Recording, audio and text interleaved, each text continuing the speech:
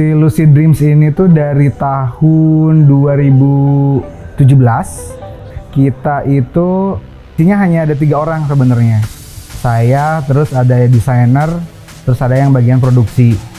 Nah, saya sih lebih ke bagian si produksi, dan teman-teman yang masarin dan lain-lain itu ada di Jakarta gitu. Produksi itu di Bandung. Kita fokus di barang-barang yang sifatnya empuk gitu. Jadi nggak hanya bantal sebenarnya, ada tempat duduk, guling, terus bantal leher, tapi kebanyakannya mostly bantal sofa. Dan biasanya kita fokus di objek-objek yang pop culture lah.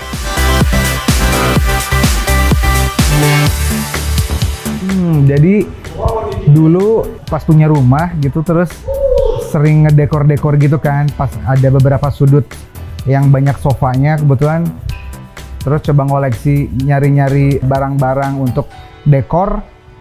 Bantal-bantal sofa itu cenderung yang umumnya tuh yang kotak gitu kan, paling beda-bedanya tuh yang motif-motifnya aja gitu. Terus saya nyari-nyari, ini nggak ada yang karakter-karakter lain apa gitu.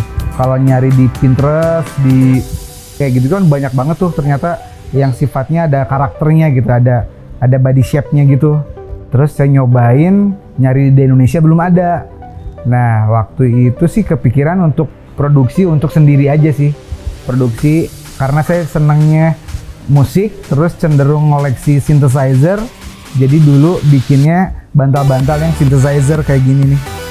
Kayak gini, terus jadi ya udah punya sendiri aja gitu. Terus disimpan di rumah, ada teman-teman masuk ke rumah bertamu, mereka pada mau, ternyata pas diposting juga pada mau gitu. Ya udah akhirnya saya collab dengan teman yang bisa ngedesain dan ngerti ngemasarinnya, jadinya jadi collab, terus jadinya jadi usaha bareng-bareng sih.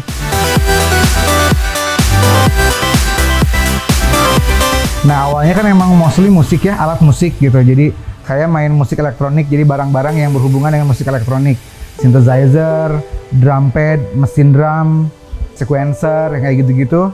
Terus akhirnya mentok tuh, bikin apa lagi ya gitu. Akhirnya ngembangin circle-circle-nya gitu. Terus ada cover-cover dari band yang sifatnya legend gitu. Kayak Pink Floyd gitu ya, atau Joy Division. Itu kan karakternya legend gitu, karakternya jadi pop culture gitu. Terus akhirnya kita cobain ngembangin ke arah-arah situ. Jadi lebih ke ngembangin ke circle-circle dari si pop culture itu sih.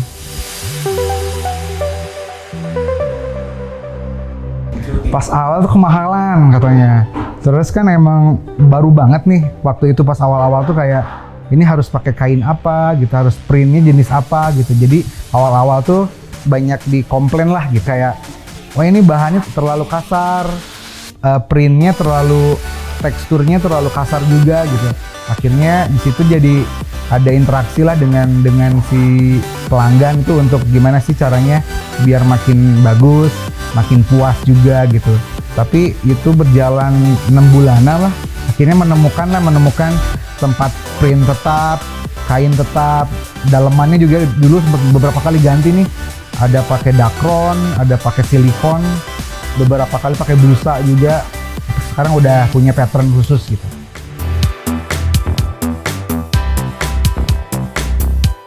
Paling seru tuh kan kita sebenarnya desainnya tuh yang cenderung yang mampu kita desain lah gitu. Jadi oh ini masuk akal nih untuk didesain, kekejar gitu.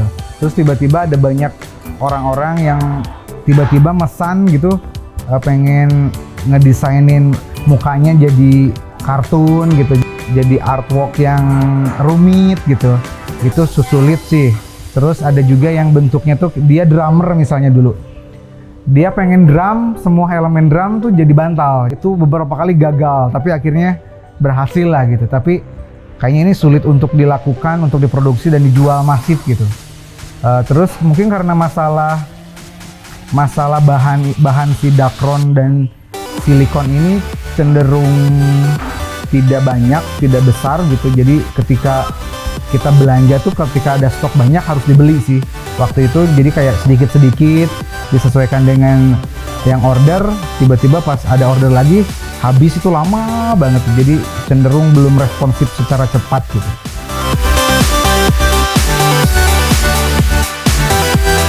saya dulu sebelumnya melakukan planning yang sedemikian rupa gitu, terus kayaknya nih planning ini bagus gitu, udah siap banget gitu, tapi ternyata secara peluang bisnisnya ternyata belum saatnya gitu. Tapi pas si bantal ini sih tanpa ada perencanaan yang matang, tapi ketika ada peluangnya besar, jadi menurut saya jangan nunggu-nunggu untuk merumuskan strategi, merumuskan apa, tapi langsung dijalankan aja gitu dengan tim yang ya saya bisa ngejalanin dulu dengan tim yang kecil gitu. Jadi nggak ada salahnya untuk nyoba dari diri sendiri atau dari circle di teman-teman dulu gitu untuk ngelakuin ketika ada peluang yang sangat besar gitu di situ. Apalagi kalau ngelihat kompetisinya sangat rendah gitu, jadi itu harus digeber aja sih, dihajar untuk dilakukan nyata gitu, jangan wacana aja gitu.